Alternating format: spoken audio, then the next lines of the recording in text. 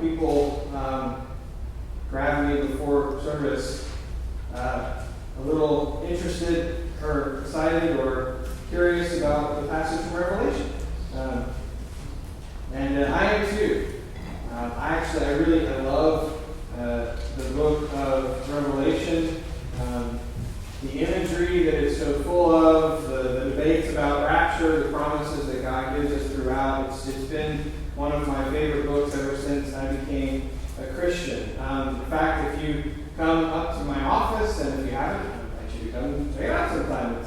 That's where I am a lot of time. And I own just one icon, and it is an icon of John of Patmos receiving the revelation. And it's one of the first things I always move into in the office. I just love it. And I want to just share this week, and it's not like a series, but I don't know if this is fair warning or maybe it's an enticement. But next week I'll share from another of my favorite passages from Revelation, just to sort of spend some time in it. But I want to share tonight from the 5th chapter, verses 1 through 13. And as always, if you want to follow along, the passage is in your bulletin.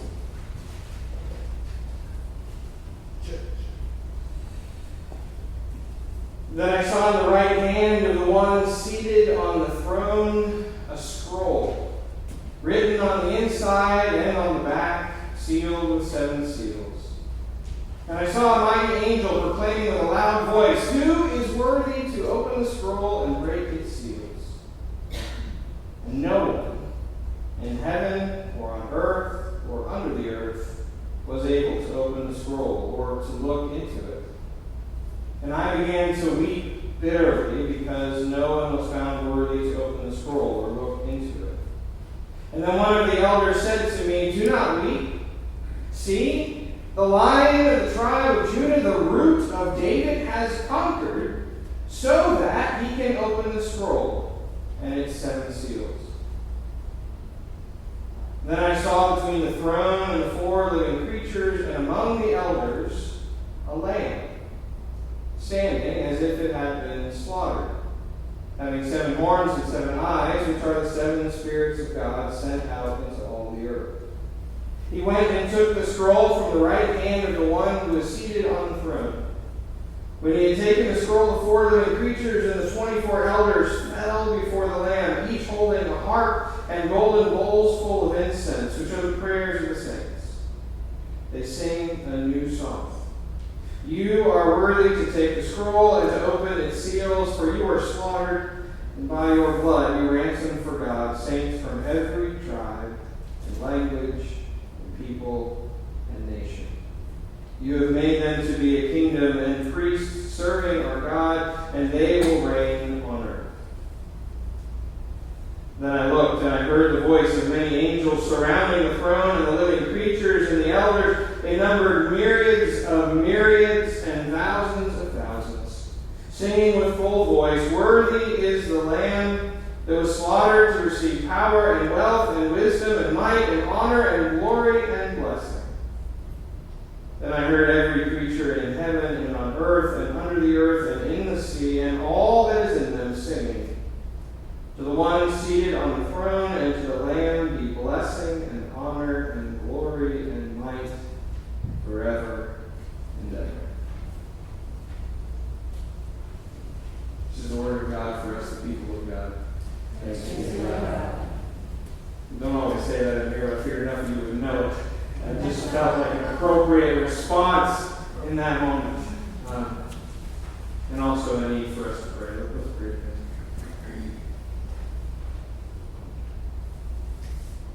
God, we are in awe as we join John in the throne room. And I am humbled to have the privilege to speak to it. And so, God, I pray above all that in these moments that we would be blessed, not by what I have to say, but with what your holy word speaks to us. Speak through me. If need be, speak in silence, so that your word alone will be heard. Amen. So I think one of the reasons that people always get a little either anxious or excited about seeing that we're going to be talking about Revelation, whether that's a Bible study or a sermon, is that it definitely has something of a mysterious feel to it. The reason for that, just as someone who had the privilege of studying apocalyptic literature with one of the foremost scholars in the field and seminary, is that it is a style of literature that we just no longer use. We don't encounter it anymore, and so we have to be really intentional about how we come at it. But this is not what we're here for. I just thought I'd throw that out there right from the start. For those of you who have spent time studying Revelation, you know that the fact that the Lamb had 7 horns has really some very deep meaning to it that is sort of not in our current context, but something that as you dig into it can be really powerful.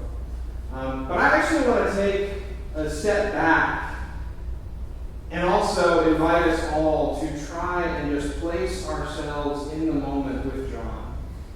In this journey that he has taken in the first few chapters of the book of Revelation and experience with him this powerful moment. And jumping back a bit just to set the stage, in the very first chapter, to John is revealed Jesus Christ in all of his glory. And by glory, I mean like capital G, underlined, bold glory. He is wearing a golden sash over a long and flowing robe. His head and his hair are white as wool, white as snow, and he holds in his hands 7 stars, walking amongst 7 golden lampstands. I mean, the vision is just filled with all of these different images and symbols for power. It also includes, it says, Jesus had eyes like flames of fire that were like the sun shining with full force.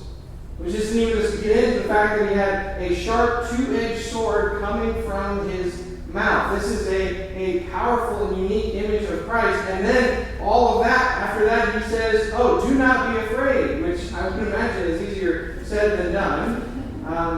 But he says, I am the first and the last and the living one, and I have the keys to death and hell. And in response, John becomes something that's like a holy executive assistant and begins to dictate these 7 letters that Jesus speaks. And they are to be sent out to all the churches of the world and throughout time, all the churches. So, of course, these are being written to us. And in them, Christ promises reward for all of those of his followers who don't fall into the traps that the world places before us. It says that those of us who follow God's ways will conquer, and that their reward will be great.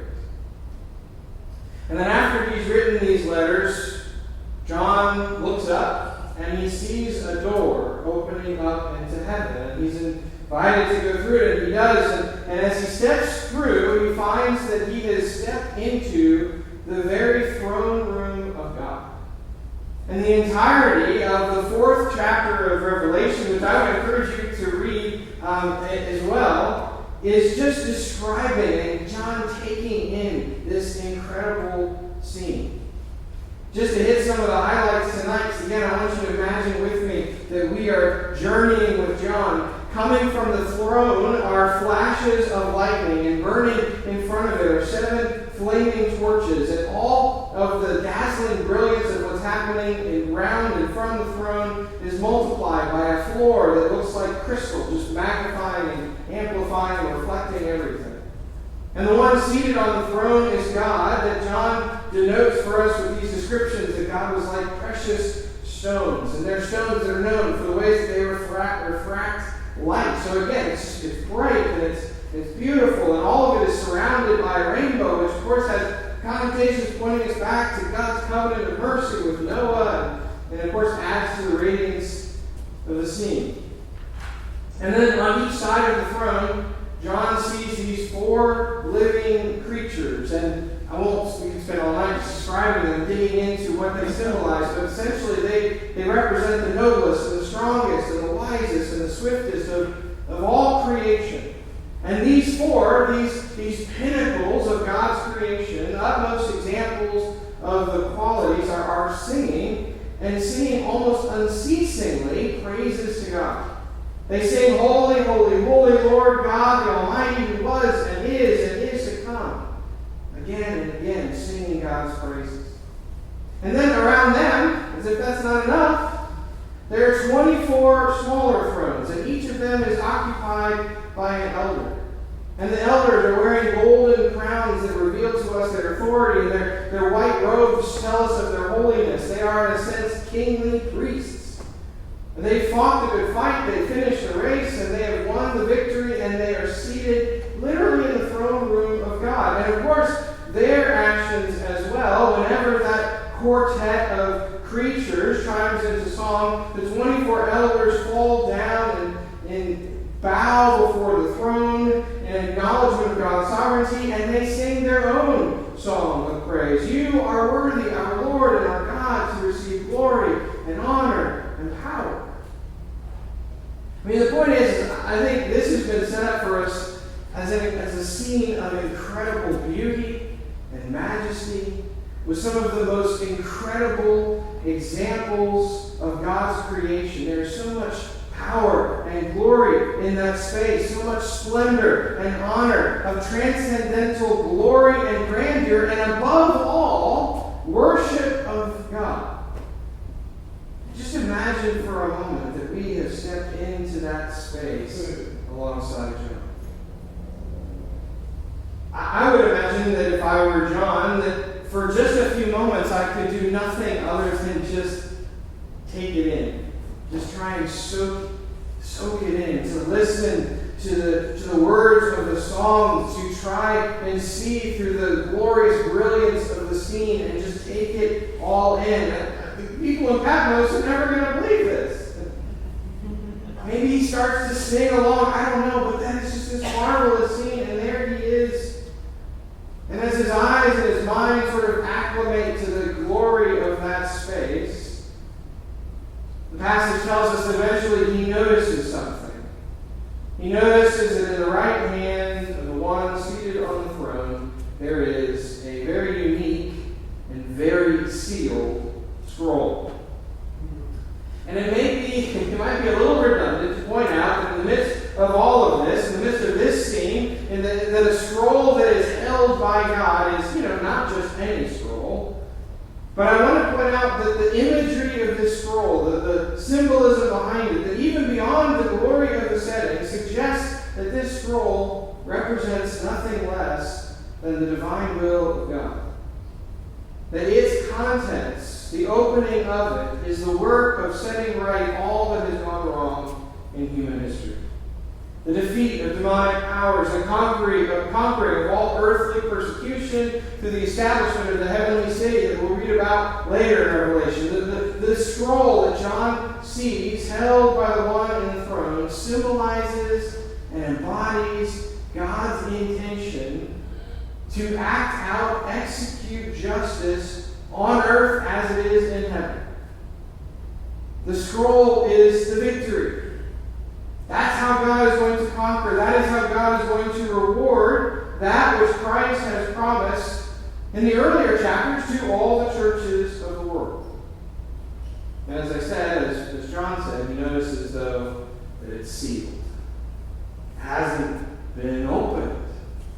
It hasn't begun. And then an angel asks the question that I would imagine all of us would ask if we stood there with him. Who is worthy? Who can do it?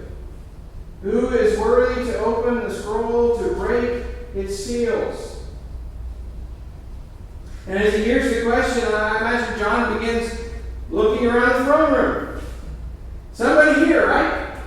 Somebody in this space with all this glory and majesty and grandeur. Somebody's got to be able to be worthy, right? He sees the majestic angels, but they're not making any motions towards the scroll. Looking back towards the throne a little closer to it, he sees those four majestic, ever-praising creatures, those who represent the absolute best and pinnacle of creation, but they don't show any sign of taking it from the hand of God.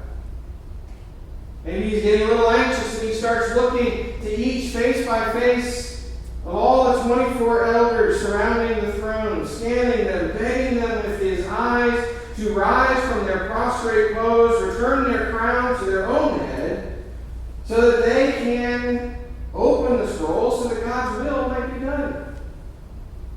But their worshipful acts of song and submission aren't interrupted by the declaration that one of them is in fact worthy, and the scroll remains sealed.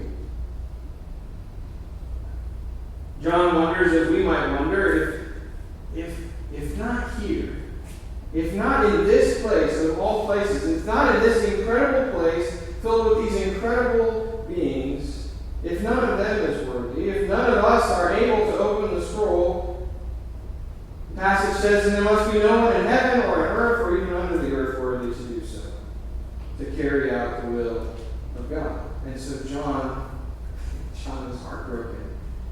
And in the midst of that throne room, he begins to weep.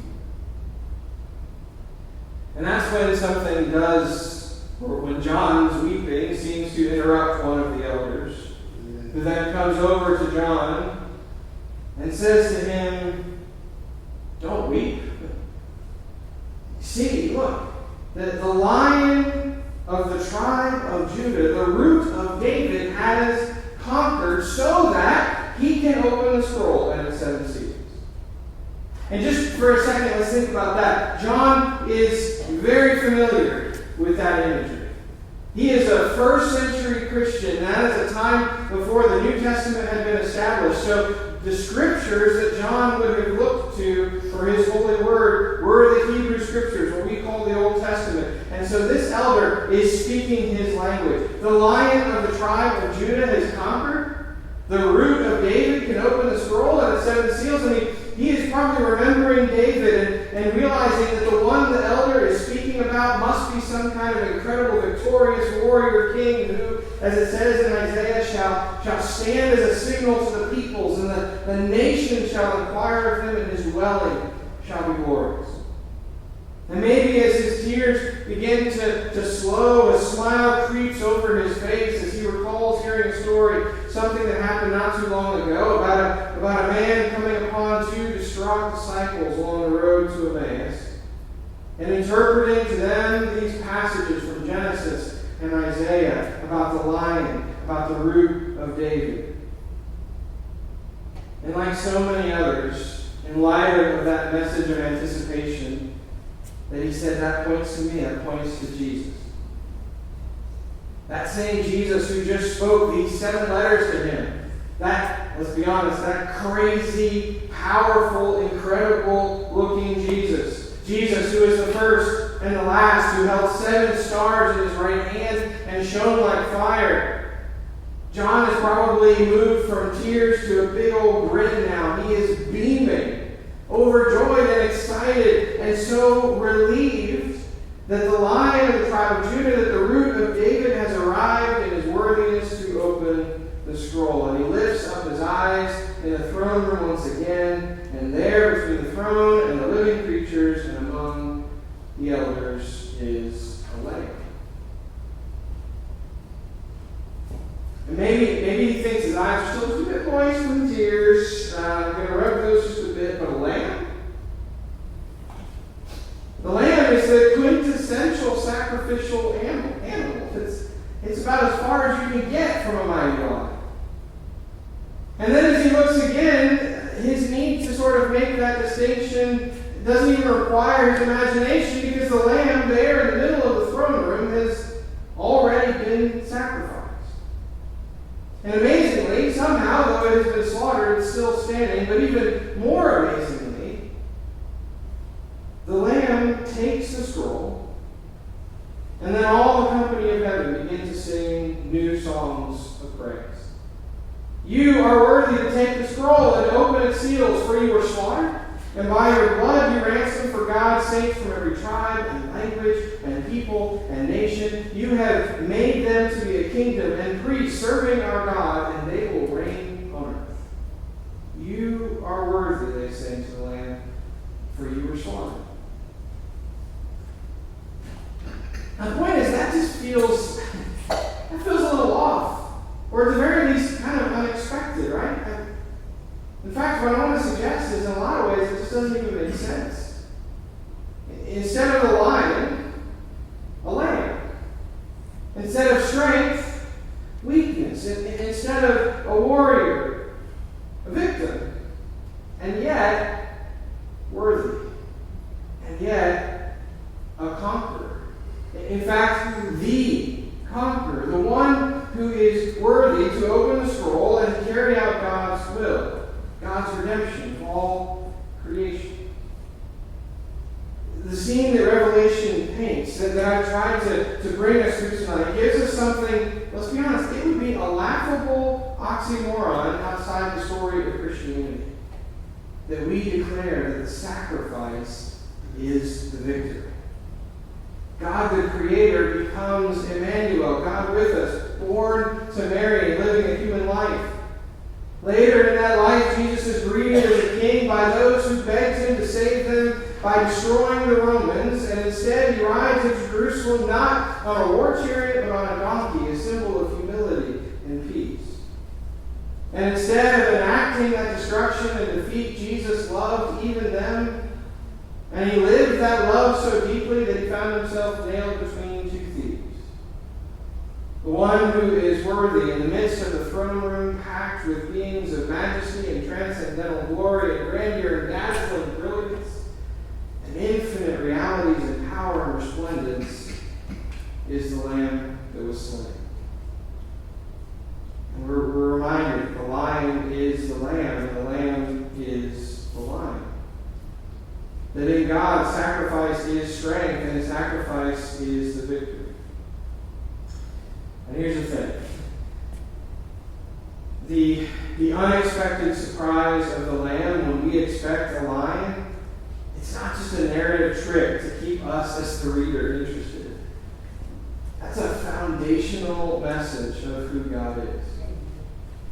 In the midst of deserved praise and majesty, in the glory of that scene and in the very throne room of God, it is a slaughtered and living lamb that is the one worthy to carry out God's will.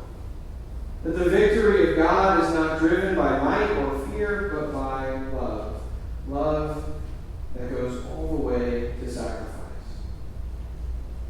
I'm reminded that we, my friends, you and I, we are subjects to a very different kind of king, and that means we are called to a very different kind of life. A very different kind of submission. Not to dominance and power, but to love and weakness.